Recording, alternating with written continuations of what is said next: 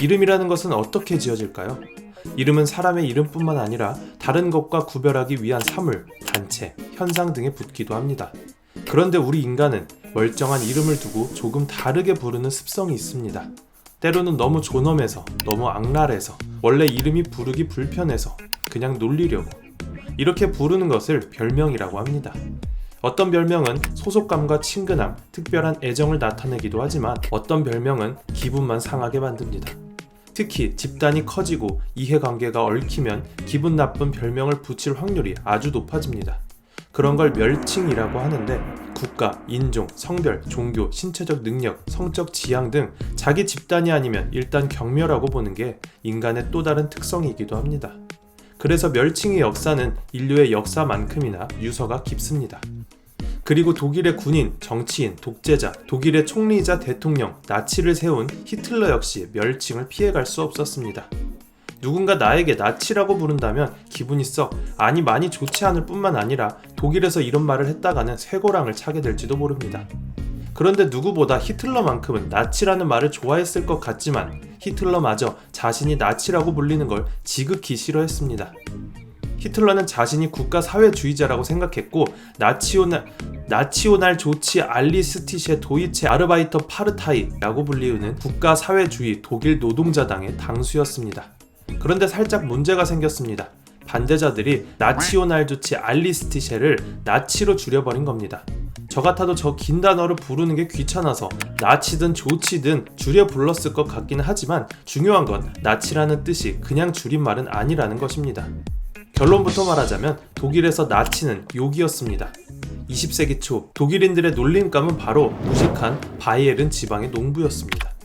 한국에서 일본인에 관한 우스개를 할 때 나카무라상이 등장하는 것처럼 독일에서 바이에른 사람에 관한 우스개를 할 때는 늘 나치라는 농부가 등장했습니다. 나치는 바이에른 지방의 아주 흔한 이름 이그나치우스의 애칭이었죠. 당시 히틀러 반대파들은 나치라고 부르는 것이 너무 재미있었나 봅니다. 히틀러의 당에는 촌사람도 분명 있었을 텐데 당 이름 자체를 촌놈들이라고 부를 수 있었으니 말이죠. 그래서 히틀러와 파시스트들은 나치라는 별명을 질색했습니다.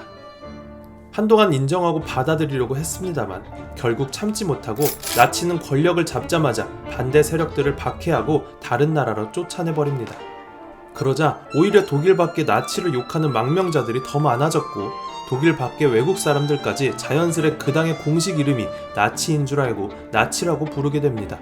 독일에 남아있던 독일인들은 당 이름을 꼬박꼬박 나치 어쩌고 저쩌고라고 불렀지만 말이죠. 지금도 세상 사람들은 나치가 스스로를 나치로 자칭했다고 알고 있지만 당시 나치 앞에서 나치라고 했다가는 두들겨 맞아 죽었을지도 모릅니다. 그리고 이런 멸칭에 대한 또 다른 재미있는 역사가 있습니다. 그중 조르주 르메트르는 20세기 과학자 중에서도 아주 중요한 인물인데요.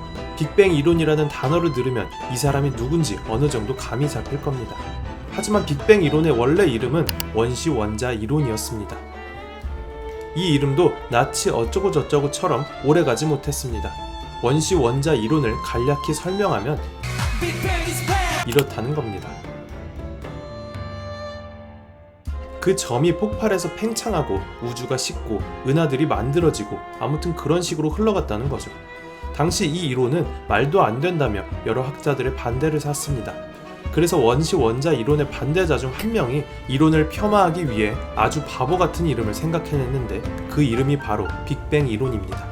빅뱅은 크게 빵 터지는 것이라서 생각 없이 그냥 빅뱅이라고 붙였던 겁니다. 하지만 현재 모든 사람들은 빅뱅 이론이라고 알고 있을 뿐입니다. 여기서 이야기를 마치기 아쉬우니 히틀러 이야기가 나온 김에 하나만 더 이야기하자면 언제 먹어도 맛있는 스팸 또한 히틀러 덕분에 유명해졌습니다. 히틀러 때문에 발발한 제2차 세계대전 중 영국은 식량난을 겪었습니다. 신선육 유통이 엄격히 제한되자 영국인들은 가공육에 많이 의존했습니다. 그때 미국에서 스팸이 엄청나게 많이 들어왔습니다. 이때부터 스팸의 전성기가 시작된 것입니다. 전쟁이 끝난 후에도 싸구려 식당 재료로 스팸이 자리 잡을 정도로요.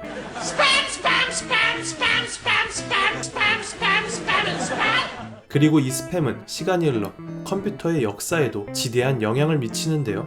20세기에도 키보드 워리어는 있었습니다. 그는 프로그램을 켜면 스팸이라는 글자가 화면에 무한 반복되도록 도배를 했습니다. 이걸 보고 사람들은 1990년경 인터넷에 무작정 뿌려져 짜증을 유발하는 모든 글을 스팸이라고 부르게 됩니다. 우리가 아는 스팸 문자, 스팸 메일의 스팸이 우리가 아는 그 스팸이었습니다. 이렇게 어원을 따라가다 보면 재미있는 역사 이야기들이 많이 나옵니다. 역사와 어원은 뗄래야 뗄 수 없는 끈끈한 관계이기 때문입니다. 이 이야기는 걸어다니는 어원사전의 일부 내용을 발췌하여 제작되었습니다. 걸어다니는 어원사전은 9월 출시되어 판매되고 있으니 언어와 역사, 그리고 관련된 어원에 관심이 있으신 분이라면 책을 한번 읽어보시는 것도 좋을 것 같습니다. 이번 영상은 여기까지입니다. 궁금한 컨텐츠가 있다면 댓글 달아주시고 구독과 알림 설정을 누르시면 다음 편에 더 재미있는 컨텐츠를 즉시 감상할 수 있습니다. 고맙습니다.